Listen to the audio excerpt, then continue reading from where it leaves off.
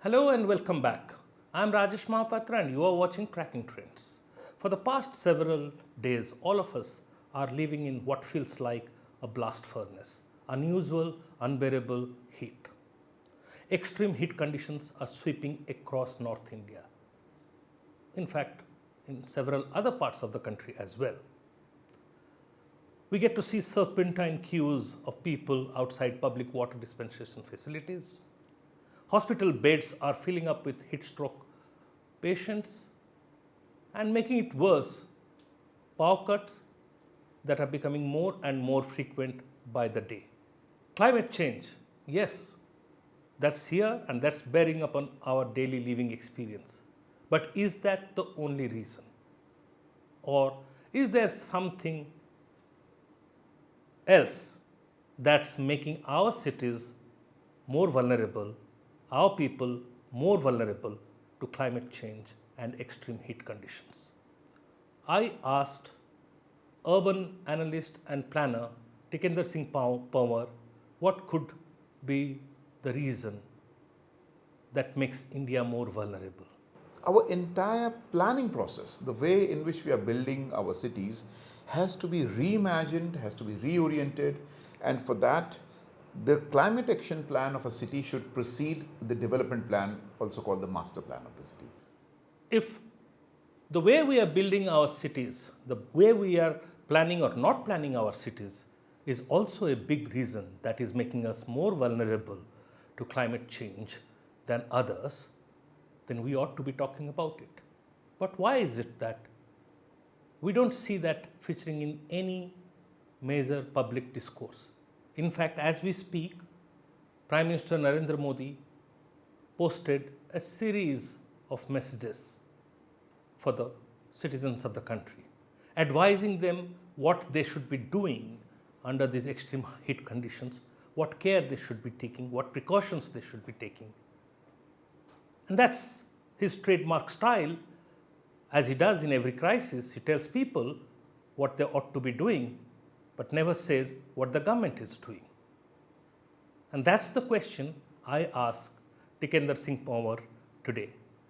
Tikendra is not only an urban planner and analyst, but he is also an activist and actively intervenes in urban planning processes. He has been a member of the Kerala Urban Commission, and he was also the deputy mayor of Shimla. He has also authored books on urban development and has a huge repository of experience and knowledge in this field. Let's listen to him. India is home to the world's top 50 hottest cities. Climate change is here and it is hitting us badly. So we are going to be asking Tikendra today the question, why are India's cities crumbling and how do we fix it? Tikendra, welcome to our show and take it forward. Let me enter from the point that you raised in the initial remarks, and that is we are host to 50 hottest cities in the world, and of course it's part of the climate change, extreme weather events, but the vulnerabilities that we have in the global south, particularly in India, and the way we have progressed in the last couple of decades has enhanced our vulnerabilities to the hilt, which means that we have a double whammy. On the one side, we have very extreme events, heat effect, of course, the heat island effects that are going to come up. But at the same time, we'll have flooding. Let's park flooding a little later. So if you ask crumbling. But at the same time, our capacities to adapt and to mitigate that stress has fallen to an abysmally low level. Now, why our capacities have fallen, and that is why flooding, still you have deaths related to flooding reported.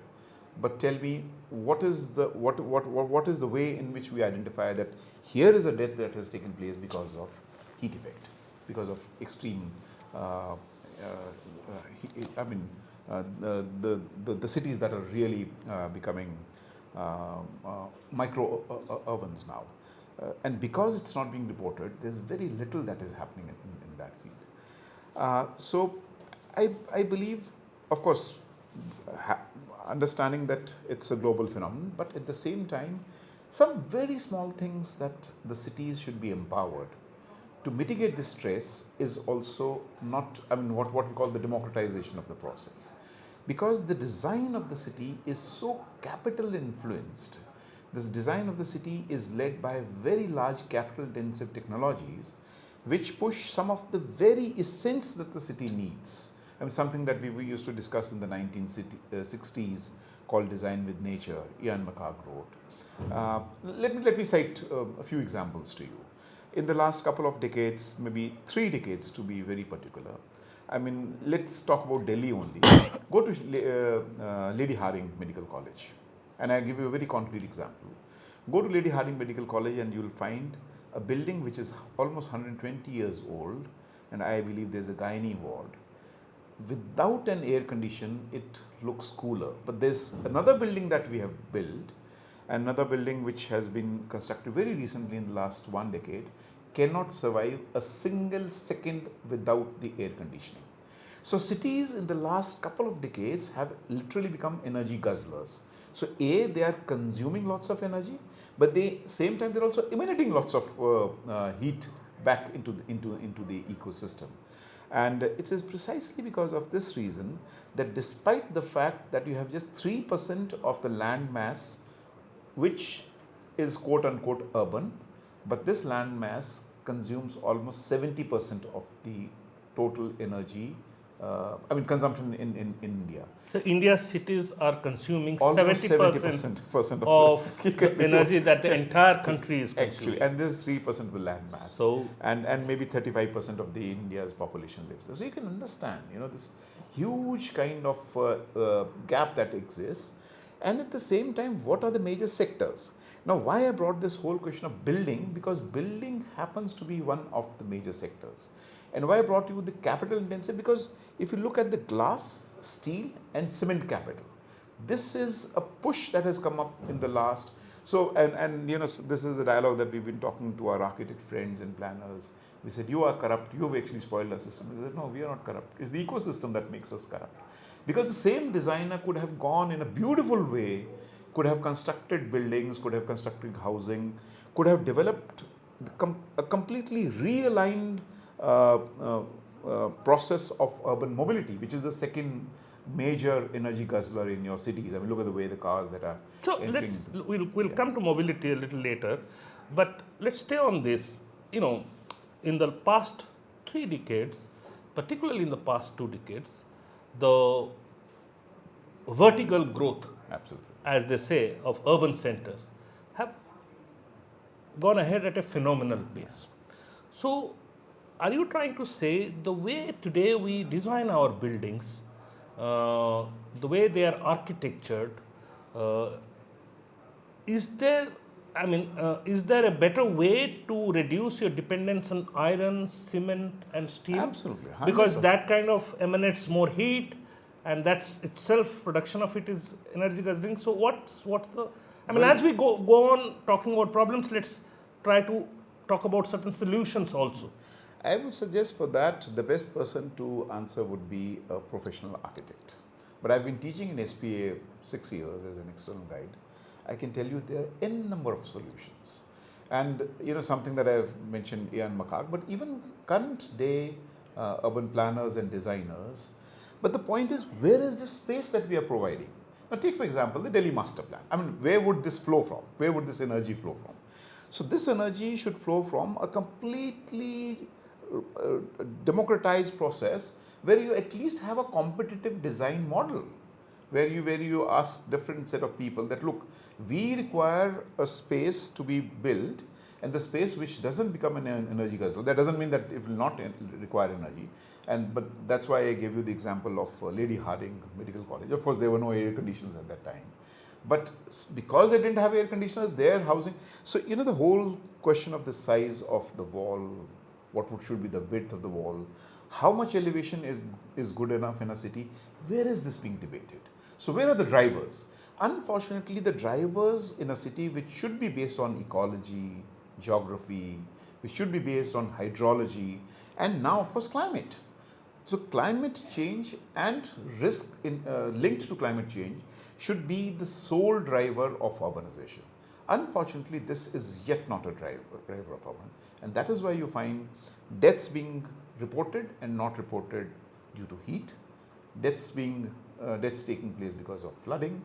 So, I think our entire planning process, the way in which we are building our cities, has to be reimagined, has to be reoriented, and for that, the climate action plan of a city should precede the development plan, also called the master plan of the city. So, and if you see, the climate action plan would be drawn by Ministry of Environment and Forest or some other agency. The development plan, and it's not a statutory plan. So the development plan would be drawn by parastatal, maybe Delhi Development Authority here, or the Urban Affairs, or the Urban Affairs, or the Town and Country Planning Department, and both of them do not speak to each other. Right. Whereas all these plans hit you and me the same. Right. The tragedy is that we are, as human beings, being part of this entire ecosystem, but the ecosystem doesn't speak to each other in the way and the. So where are the processes that these processes should be able to link the dots? Unfortunately, that linking of the dots is not there in the current governance. But do you think there is also another side to the story? There is a vested interest to go the way we are going. I mean, for instance, a builder would always like to build as many floors as he can. Absolutely. On a limited plot of land, because then he maximizes his profit. So in other words, what I'm trying to point to, are our cities and their expansions are being dictated by real estate developers, corporates that want to benefit from it, rather than really putting the residents or the inhabitants' interests at the center? Precisely this is what is happening. Precisely this is what is happening. Now, in Kerala, what we have recommended is, because, Kerala, let me just speak a little bit about that, because that will also give you another form of, the developmental trajectory that at least we have recommended through the Kerala Urban Commission. It's a misnomer that for high density, you ought to have a high rise. It's a misnomer. You can have a high density with low rise as well. So the point is, where is this debate and discussion going on? How much vertical is good enough for the city? Because the moment you have a greater vertical, it's not just what you've rightly pointed out, the quite inherent interests of the real estate. Unfortunately, those are the levers of our urban development, and talking in terms of what they call cities as the engines of growth. But even if being mindful of that fact, we can have a little different trajectory, which is sustainable. So look what has happened because of that. So in Kerala, what we suggested is that you can have high density, but with a lesser vertical growth, because that luxury of a single house, a courtyard and a front yard and a backyard, may not remain for long in Kerala, despite the fact that they have a low fertility, but they are sandwiched between two extremely vulnerable zones: the Western Ghats and the coastal, the Arabian Sea. So likewise, in cities, Rajeshji, problem is not that my solution is the right solution. The problem is there is a single model of development across India, and that speaks only the language of land use. So this two-dimensional form of developmental trajectory has to be completely shed, and we need to have multidimensional, because we do not talk about hydrology. We do not talk about, it's not just today, but we are building a towns and city for 25 years or 30 years henceforth. So what is going to be the impact of climate? What is going to be the vulnerability of the people? I think all those processes have to be kept in mind before building your city processes. But you go to Delhi, and in Delhi there's no new city coming up. I mean, mark my words, there is no money left in the kitty to have any new greenfield projects. It's actually redevelopment that is taking place. Go to any locality, middle class locality, east of Kailash Colony. It's all the real estate uh, processes which are being unleashed. But there is no design to it. So there is no design to it. So I think this something that we were very mindful of in Kerala is that where is the design? So the entire process of urban development must be based on design, and the design should be preceded by climate vulnerabilities. If you know that you are going to have heat island effect, then the entire building process has to be mindful of the fact. If you know that you are having energy guzzlers and mobility is one of the key sectors, then you have to be mindful of the carrying capacity of the city. Where are these debates taking place? Right. I want to ask you a question. Chandigarh and Bhubaneswar, these were two planned cities. We haven't had anything that followed that trajectory. We have had some new cities, the new Raipur, the attempts to build Amravati, and there are a few other examples.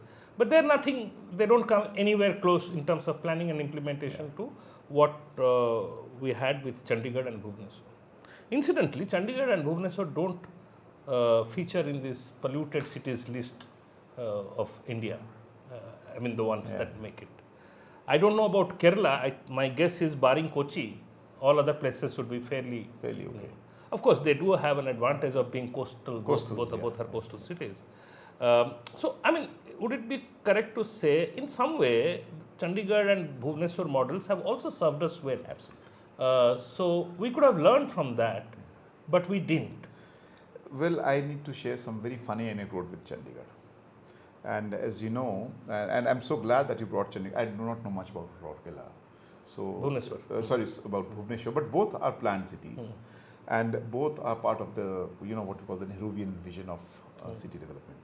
So there's this very funny anecdote and dialogue that takes place between Jawaharlal Nehru and Corbusier, who constructed Chandigarh. And remember, when Chandigarh was being built, what was the per capita income of the people? Still you were building cities. I mean, just imagine, so the wavelength in which I'm trying to talk about. So Nehru gives this as a dictum to Corbusier that remember, when you're building Chandigarh, do not turn it into a ghost city. And I'll tell you what and how Corbusier assimilated that process. Apart from, giving all the form of aesthetics, Chandigarh is the 3 or 4 stages of development. I'm part of the Chandigarh Citizen Foundation. I'm an advisor to that, where we are really trying to reclaim some of the lost glory of the city. Well, some other day we'll have discussion on that. But they're still in stage 2. There's 2 more stages to come, and different vector roads. I do not want to go into all those details. But the simple dictum of Pandit Nehru that do not turn it into a ghost city, because people are coming bare hand. They just have a single cloth on there because they were migrating, from West Pakistan.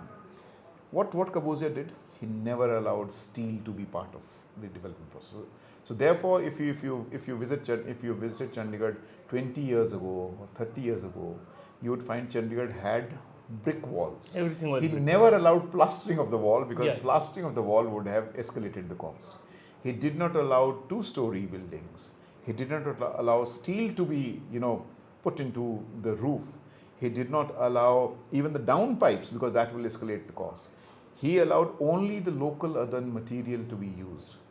So, if climate change is making all of the planet hotter, but if India is coming to be home to the largest number of hottest cities, clearly there is something else that is making things worse here. Not just the way we design our cities, we build our cities, not just the political economy behind it, but also the way we govern our cities, the way we empower our citizens and inhabitants of the cities. More on that, we will talk to Tikendra in the sequel to this episode. But for now, thank you very much for watching, and thank you, Tikendra, for your time